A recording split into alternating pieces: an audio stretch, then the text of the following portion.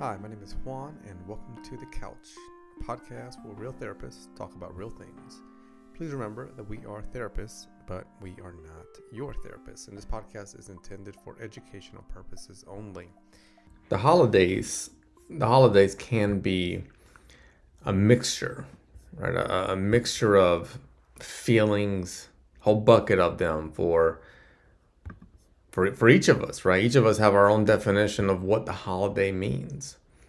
And I notice as a clinician, as a mental health professional, you've got people in varying categories. Some individuals, when it comes to the holidays, there's joy, celebration, excitement, connection, wanting to reconnect with individuals, wanting to share vacations they've been on, or a certain food, right? That one recipe that tastes really good, but after a few days, you're like, I've had too much. Now, on the other end, there are individuals navigating life, and as the holidays approach, it's stress, loneliness, a mixture of emotional challenges that can range from depressive symptoms such as sadness, difficulty focusing, concentrating. Maybe your sleep is off. Maybe your appetite's a little bit dysregulated. And it could be anxiety related symptoms. It could be you're worried now. You're having a hard time managing that worry. Maybe the worry is impacting you at work where you're thinking a lot about it. Now, I wanted to get on here. We're in November, and November is usually that time where individuals start to talk about the holidays. They start to mention, what are you going to do? Who are you going to visit? Family, friends? Are you going to travel? The radio, right? The radio starts to play Christmas music, and on TV you start seeing every commercial and Hallmark movie, and it's in your face. And it's hard, it's difficult to avoid what is consistently in your face. Whether it's you turn on your car, it's on the radio, you turn on your TV, and every commercial has to do with something around the holidays. Or you're around work and then you see people in cheer, you see people excited. I wanted to dedicate this particular episode to focus on how to manage your mental health during the holidays. And it's a large topic, right? It's a large topic because the topic itself is dependent on the audience, right? So if it's managing your mental health during the holidays when you are excited about the holidays, that's a different conversation to some degree than the topic of managing your mental health during the holidays when you are not looking forward to the holiday season. Here's the big goal that I have.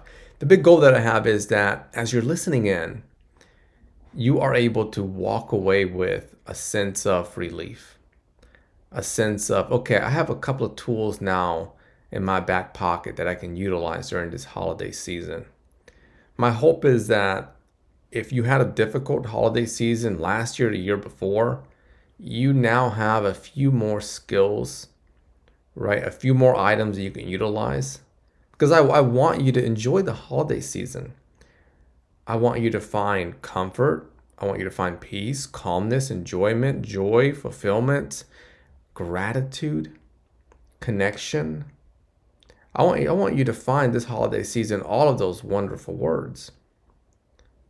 And one of the first places that we want to start at, or I think it's helpful to start at, is the fantasy. The fantasy that surrounds the holidays. And here, often a fantasy has a lot to do with individuality. So I want you to think about, what is your fantasy for the holidays? And often a fantasy, another word for that's like your version of perfect. What do you want to take place? What do you want to happen? Jot it down, write it down, or say it out loud. I want this holiday season for family to come together and friends and no one to fight and no one to talk about politics or religion and no one to talk about this and that. And I want us to get along and share really wonderful stories and everyone's laughing and trying out new recipes. And then once you kind of say that out loud, then I want you to think about, what's likely to happen, right? Because one thing's for sure, we can't control other people, right? And that means that each individual is going to have their own way of showing up and navigating that process. And who knows how they are doing and how they're looking forward to the holidays. Maybe they're really struggling and they're not looking forward to the holidays. And now they're there and there's like a difficulty for them to manage themselves. And then you've got your own stuff that you're dealing with, right? So that's a potential clash. So here, one of the first places I encourage you to go to is letting go of that fantasy and embracing a new sense of reality, right? So reality, another word for that is a healthy expectation, a realistic expectation, right? So that could be, I want people to come together, and I want to be able to practice gratitude while I'm in there. I want to be able to acknowledge that during conflict, I don't have to stay in there. I can go out and give myself a little break, right? Little things like that, that preparation, it helps to develop a mindset so that when you are in that space, you're not so glued to that fantasy. And I want you to think about that. How often did you approach the holiday with a fantasy of what you really wanted things to turn out to be, your version of what the holiday should be? And be really honest with yourself. And if you did hold that, certainly don't attack or don't blame yourself. Give yourself love and compassion. If you did hold that fantasy, I want you to then think about, and you're being honest with yourself here, I want you to think about what happened. How did things unfold? Did they unfold in a way that matched 100% of your fantasy? And I'm going to make an educated guess and say no. Now, what happened with that? Once it was a no and it didn't line up with your fantasy, how did you feel? How did you take that? What can happen is that if we have this fantasy and things don't go as we see fit or according to that fantasy, it may cause a dysregulation. I may get upset, angry, frustrated, and say, F it all. I don't even want to be here. So what I'm encouraging you to do as you approach this holiday season from a perspective of taking care of yourself, taking care of your mental health, is I want you to look at what that fantasy is and then how you can shift it to something a bit more realistic, healthier expectations that you can reach. And you're doing this for you, right? This is a gift for you so that you too can enjoy this process. Next item I want you to look at when it comes to improving your mental health during the holiday season, managing that mental health, recognizing it, is learning to remain connected to your routines. It's interesting during the holidays, and I do this too. Holidays approach and you start to, and I say I do this too, I'm going to pick on myself here. I'll start to exercise a little less. I'll start to really get busy. As a clinician, the holidays are an extremely busy time. So I started to get really busy, and I'm working more hours. I'm exercising less. I'm taking care of myself less in that fitness way. I am just not holding a strong connection to my routines. And that comes with a consequence, right? The consequence is my body says, hey, you don't feel too good. And my feel good hormones, right? My serotonin, my endorphins, my dopamine, my oxytocin, they're not being released and activated as they should be because I'm not engaging in my routines. Right? It's a nice domino effect there. So from that perspective, during the holidays, once again, I'm letting go of my routines, doing them a little bit less. Well, what happens, my friends? I mean, you think about that. Think about what happens to you, to your mindset, to your body, to your thoughts, to your feelings, to your life when you let go of the routines that were helping you to stay healthy, to stay strong, to stay empowered, to heal, to grow. Well, we know what happens. We start to feel a little more tired, a little more irritable, less patient, right? All of those words that we strive to sometimes avoid, right? So this holiday season, as you approach it, maybe get out one of those nice planners or some sort of to-do list that keeps you accountable, and jot down your routines. How often do you exercise? All of those little items. What are you eating? What are you putting into your body? Time that you're spending with friends, your balance of work and life. Jot all of that down. That's the routine, right? All that is a routine that makes up the life that you have, and the outcome is how you feel, right? Now, as you approach the holiday season, hold accountability. Maintain fitness, engage in healthy sleep, practice healthy eating habits. Use coping skills to reduce stress and develop balance. I strongly believe that if we can maintain our routines, and this conversation has to do with the holiday season, but I'll extend it to just life in general. If we can maintain our routines in life, it makes it just a little bit easier to deal with those difficult situations. At times during the holiday season, there are difficult moments. There could be tension that comes up, family drama, if you will. So here's a question I have for you. I want you to listen closely. If you were to be in a situation where you're dealing with conflict, right, during the holidays, would you rather be in a position that you are maintaining your routines, or be in a position where you are not maintaining your routines? And I assume the answer is that you would want to be in a position where you are maintaining your routines, because that means you'd be able to show up in those situations as a healthier, stronger, and more ready version of you. All right, let's go into number 3, right? Here's the third tip that can really go a long way. And as I'm sharing these, I guess really there's no particular order. It's more of embracing them all. And this one has to do with embracing yourself.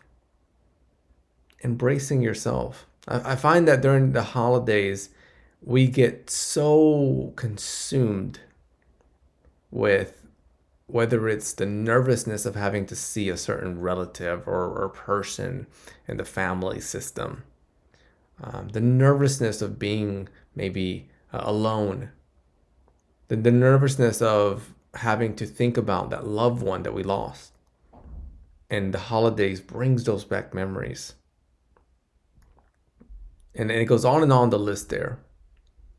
So here, what I want to encourage you to do as you approach the holidays is check in with yourself.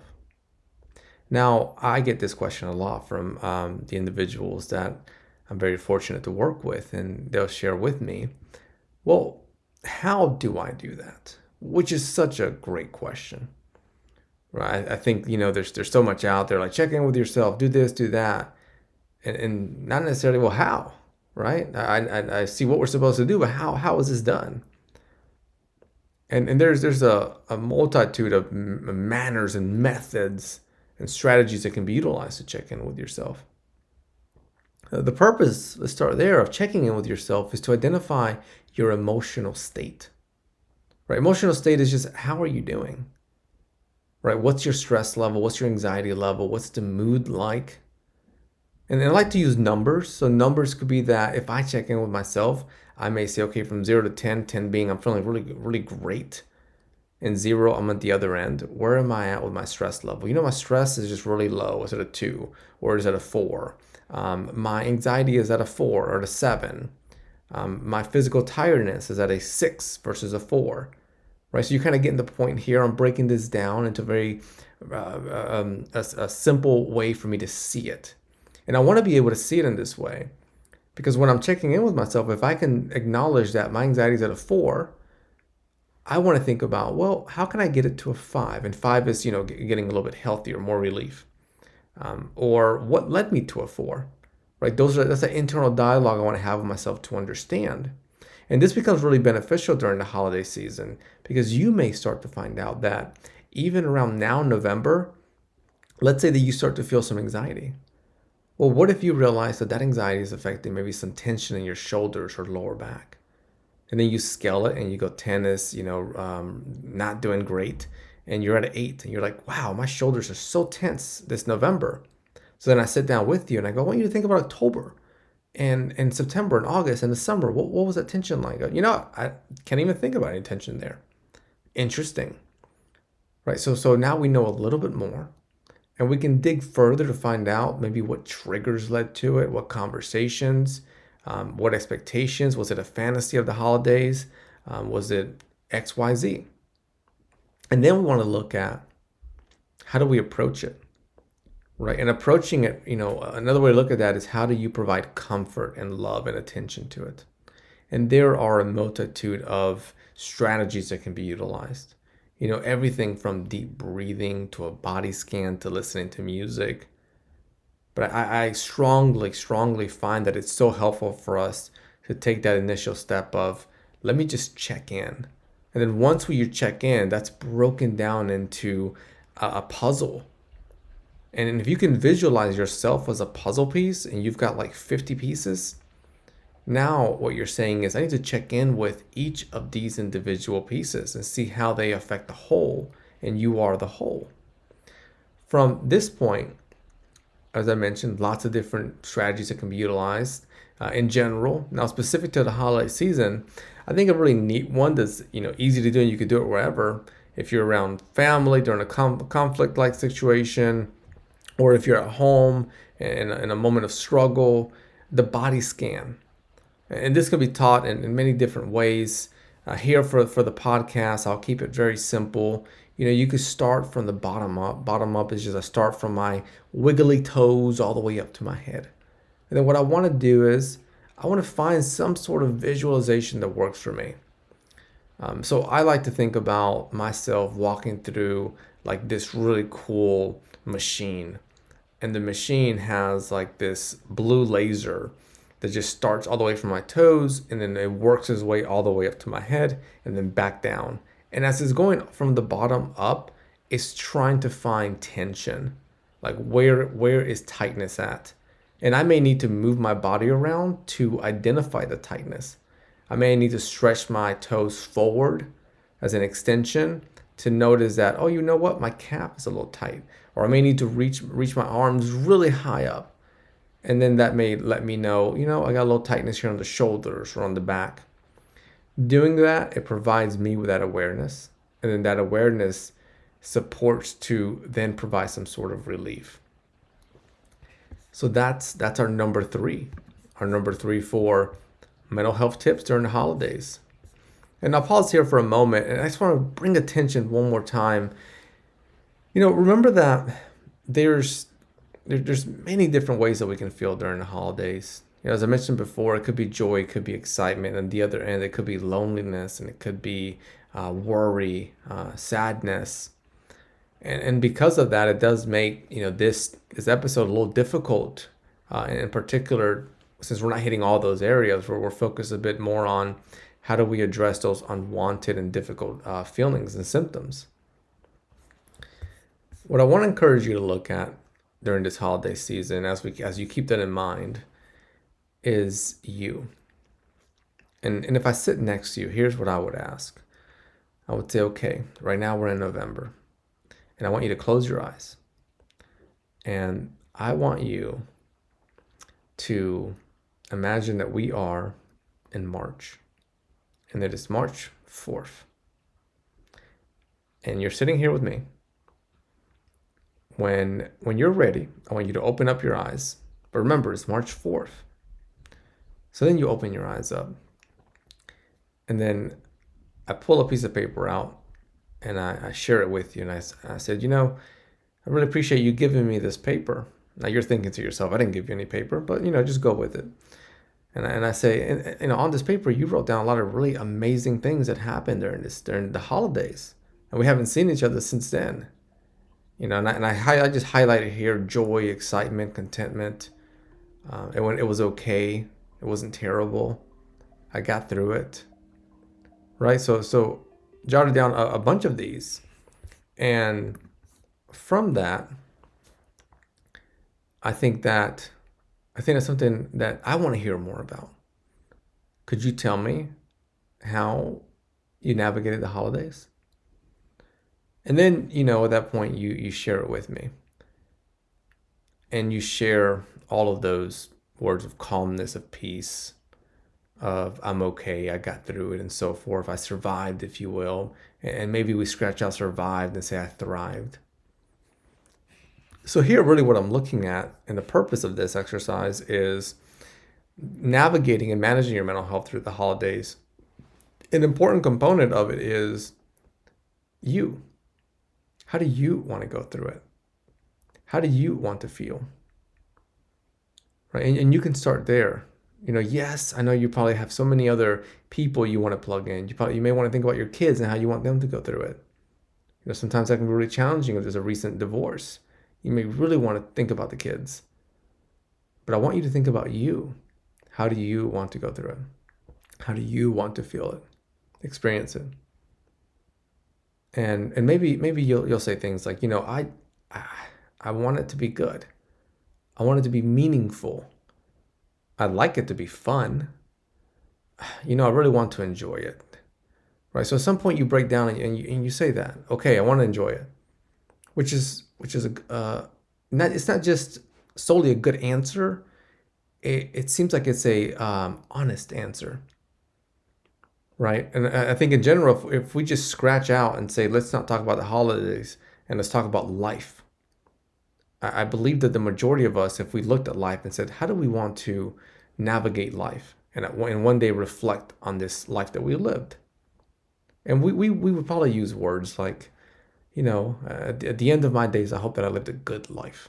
At the end of my days, I hope to live a life of giving, a life of gratitude, a life of contentment, a life of joy. And those are all wonderful words. So we apply this concept, right, this mentality with the holidays. And what that does, there's a little nice key in there. It gives you the key to something. The key to the big E. And the big E is empowerment, which is something that you have. And if you don't feel it, all that means is there's some dirt on it. It's no different than a coin in the ground. It is still there. We just have to dig it up, dust that dirt off, clean it off. And you're going to see that it can still hold its shine, that it's still there, it's still significant. So the empowerment, my friends, you can tap into that during this holiday season. Empowering yourself to maybe navigate certain questions. What do I want to do during this holiday season? What meaningful experiences do I want to create? What meaningful activities do I want to engage in? If I'm in this family situation and the conflict goes from a 0, which is 0 conflict, to a 10 being extreme, what number do I want to transition myself out of? Maybe it's a 4. And a 4 means you can start feeling like your heart's getting a little accelerated. Right? So this empowerment allows you to be selective, to choose. Right? Because you do get to choose how you live your life. Remember that. Sometimes we forget that. And then we find ourselves in situations, and it's not till later that we go, why did I stay in that for so long? And often it's due to that loss of empowerment. Now remember, things can be found, right? It is not forever lost. Last item here, and this one's a neat one because you can start early. When approaching the holidays, build a plan. Right now, again, we're in November, but what's your plan? What's your plan for, if you celebrate Thanksgiving, what's your plan for Thanksgiving? If you celebrate Christmas, what's your plan for for Christmas? Come up with that plan early. And if you get stuck with planning, think about meaningful activities. What can you do that highlights some sort of meaning? And meaning doesn't have to be this life-changing thing. It could be the meaning is, I want it to be fun. The meaning is I want it to be a curious activity. The meaning is that I want it to be an activity where people get to know each other a little bit more, right? The whole goal with this tip here is more of you taking time to plan. Now, there's a couple of other items I wanted to mention when it comes to mental health during the holiday season. And there's a previous podcast episode I encourage you to take a look at, or to listen, not take a look at, is on seasonal affective disorder. So I mentioned before, seasonal affective disorder is very common, right? During this cold season, you've got less sunlight, typically because it's colder. We spend less time outside. The days are shorter. So depression does tend to increase there. It's also less light exposure, if you will. With what we can do during the holiday season, there's multiple avenues of support, all the way from engaging in counseling, which if we can be of help over at Santos Counseling, reach out to us, whether it's for seasonal affective disorder, for navigating the holiday season, or maybe for some other area that you'd like some support with. There's the avenue of medication management, and there's more there that you can look at, from self-help books to potentially even exploring the avenue of light therapy. During the holiday season, I encourage you to keep an eye on substance. There's so much research that just shares and says, look, when things get tough, we often use coping skills, which makes sense, right? When things get tough, we use a coping skill such as deep breathing or exercising. And that also means when things get tough, we also may use substance, right? Alcohol, drugs. So I really want you to keep an eye on that. If you notice that you're having maybe one beer on the weekend, and that's like the norm, and now it's the holidays and it's every day of the week, and then you're telling yourself, I'm doing this because I just don't want to deal with all that conflict. Or as soon as you're even thinking about the holidays, and you're thinking about getting there and being surrounded by everyone, and the first thing you want to do is grab a drink to take the edge off, right? We need to ask the question, right? Is that a healthy drink? Or is there an alternative coping skill that can be utilized to address that? So with substance use during the holidays, often it's to navigate social situations, right? So maybe it's drinking to get through a social situation. But again, we want to look at healthy alternatives. Sometimes it's using a substance to push away that feeling of loneliness. But once again, we want to look at that and say that's more of a cycle, right? If I use a substance to push away loneliness, the cycle is once the substance lowers, loneliness increases. And then it goes back and forth, back and forth. So I encourage instead of let's treat this like, it's a plant. The plant's got some leaves that don't look too great, right? Let's figure out what's going on the roots. Let's really look at this and work with it constructively. The other item when it comes to the holidays and mental health is plugging in a support network. Now, a support network would be that you have your counselor, maybe you're seeing them a little more often. A support network maybe is that you have your friends and you're checking in a bit more, and it could be that you're vulnerable with them. Maybe one of my friends, Bob, I say, Bob, I've got holidays coming up, and between you and I'm at a 5, 10 being, really not wanting to do it. I'm at a 5 with upcoming holiday family gatherings. I'd love for us to stay in contact. Let's check in on each other, see how we're doing. Right? He replies back, I got you, buddy. And that there could be a source of support that can really go a long way. So take a deep breath, right? Inhale through your nose. Exhale out through your mouth. The holidays are approaching, or heck, we're in November, we're in them. And we talked about a few different strategies that can be utilized during this holiday season. If you find that one strategy does not work, take a deep breath again. Inhale through your nose, exhale through your mouth, and know that that's okay. Add 2, add 3. Right? You can put more. Just because one does not work does not mean you stop there.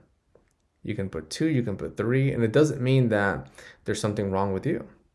Right? Often, many of these strategies, they need to be compound. They need to go with one with another.